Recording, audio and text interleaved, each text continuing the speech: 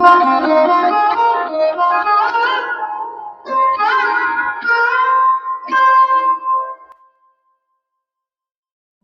থেকে উঠতেই নিজের মাথাটা কেমন ভারী ভারী অনুভব করলো শ্বেতা। যদিও সেটাকে খুব একটা পাত্তা না দিয়েই ও উঠে এলো বেডের কাছে। না, পেশেন্ট ঘুমোচ্ছে। দেখে সরে যাবে এমন সময় ওর নজর গিয়ে পড়লো পেশেন্টের মুখের দিকে। এত মায়াবী মুখ এই 27 বছরের কর্মজীবনে এই প্রথম দেখছে ও। খারাপ লাগে শ্বেতার। ইস, বাচ্চা মেয়ে, হয়তো সবে সবে বিয়ে করেছিল, এভাবে বরকে হারালো। কিরে, জেগে আছিস? ডাক শুনে পিছন ঘুরে শ্বেতা বলে, আরে আমার পেশেন্টটা ভীষণ ক্রিটিক্যাল, ঘুম ভাঙলে চিৎকার করে, খালি বরের নাম করছে, উঠে গেলে ইঞ্জেকশন দিতে হবে। ও মা, এ মাথা খারাপের পেশেন্ট নাকি? আরে না, গত সোমবার মেয়েটা আর ওর বর একসাথে কোথাও যাচ্ছিল, এমন সময় ওদের গাড়িটা গিয়ে ধাক্কা খায় একটা ট্রাকের সাথে। বর বেচারি স্পটেই শেষ।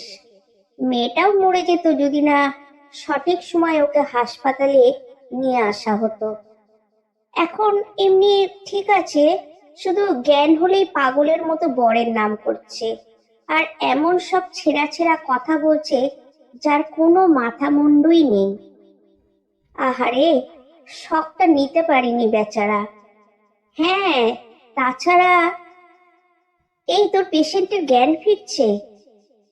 ঘাড় ঘোরায় শ্বেতা, ছুটে যায় পেশেন্টের বেডের দিকে। ঠিক শ্বেতার মুখের দিকে তাকিয়ে চোখ খুলে মেয়েটা। চোখগুলো দেখে থমকে যায় শ্বেতা। এরকম মরা মাছের মতো চোখ মানুষের হয়? যদিও এতক্ষণে মেয়েটা চিৎকার শুরু করে দেওয়ার কথা ছিল, অন্তত এতদিনও তাই করেছে। আজ হঠাৎ এত চুপচাপ। শ্বেতা ওর মাথায় হাত বুলিয়ে বলে, কিরে মা, এখন কেমন লাগছে? এই 4 দিনে আজ প্রথম মেয়েটা একটু নর্মাল গলায় শান্ত স্বরে উত্তর দিল, ভালো। আর একটু ঘুমা না। ইচ্ছে করছে না, আমায় একটু বসিয়ে দেবে? শ্বেতা খানিক ভাবে, এই মাঝরাতে মেয়েটা বসতে চাইছে। কোনো কথা না বলে ওকে বসিয়ে দেয় শ্বেতা, নিজেও বসে ওর ঠিক সামনের টুলে। জানালার বাইরে কালো আকাশের দিকে তাকিয়ে শান্ত স্বরে মেয়েটি জিজ্ঞেস করে, তোমার নাম কি? শ্বেতা। তোমার? ডোনা। ডোনা, বাহ। আমার স্বামী সায়ন মারা গেছে অনেক দিন হলো, তাই না? খানিক চুপ করে থাকে শ্বেতা, তারপর বলে, হ্যাঁ মানে সেদিনই। তুমি দুঃখ পেও না মা, যার যখন। আমি দুঃখিত? কে বললো আপনাকে? শ্বেতা অবাক চোখে মেয়েটার দিকে তাকায়, এ বলে কি? আমার সাথে সায়নের দেখা কলেজে। প্রথম প্রথম ভালো বন্ধু ছিলাম আমরা, তবে সেটা 2 বছরের মধ্যে প্রেমে পরিণত হয়। এরপর চাকরি পায় ও, আমাকে বিয়ে করে এখানে নিয়ে আসে। তখন অব্দিও ভালো ছিলাম আমি, জানেন, কিন্তু এরপরে শুরু হয় সব। ও রোজ রাতে মদ খেয়ে আসতো, আমায় মারতো, তারপর শুয়ে পড়তো। আমায় চাকরিও করতে দেয়নি কোনোদিনও। আমি ওকে বদলানোর অনেক চেষ্টা করেছিলাম, কিন্তু পারিনি। একবার লুকিয়ে ওর খাবারে মদ ছাড়ানোর ওষুধ মিশিয়ে দিয়েছিলাম, সেটা ও ধরে ফেলে। সেদিন রাতে ও আমার কোনো কথা না শুনে আমায় ওপরের সিঁড়ি থেকে ধাক্কা মেরে নিচে ফেলে দেয়। আমি পড়ে যাই আর অজ্ঞান হয়ে যাই। ও সেদিন আমার একটাও কথা শুনতে চায়নি, শুনলে জানতে পারতো যে আমি তখন প্রেগনেন্ট ছিলাম। আমার বাচ্চাটাকে মেরে ফেললো।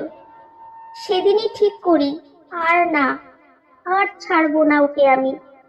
আমার সাথে যা যা করেছো সব কিছুর বদলা নেব। এরপর প্ল্যান বানিয়ে ওকে নিয়ে সেদিন বেরোই লং ড্রাইভের নামে। ইচ্ছে করে ধাক্কা মারি ট্রাকে। আমার সামনে মৃত্যু হয়েছে ওর।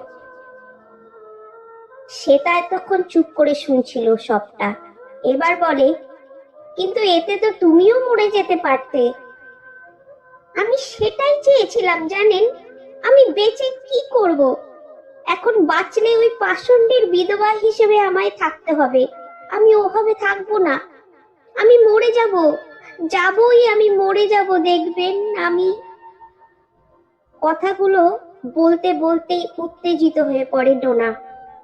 তাড়াতাড়ি ইঞ্জেকশনটা দিতে যায় ওকে শ্বেতা, কিন্তু দেখে সিরিঞ্জ নেই। বিরক্ত হয়ে ও কি করবে ভেবে পায় না। পাশের ঘরের নার্সকে বলে একটু থাকতে, নিজে যায় সিরিঞ্জ আনতে। কিন্তু পাশের নার্স কিছুই শুনতে পায় না, সে ফোনে মগ্ন। ডোনা সুযোগ পায়, নিজেকে টেনে জানলার কাছে গিয়ে দাঁড়ায়। একটা বড় শ্বাস ফেলে চোখ বন্ধ করে ঝাঁপ দেয় নিচে। আটতলা থেকে মাটিতে পড়তে পড়তে ডোনার চোখের সামনে ভেসে ওঠে ওর আর সায়নের ভালো দিনগুলো।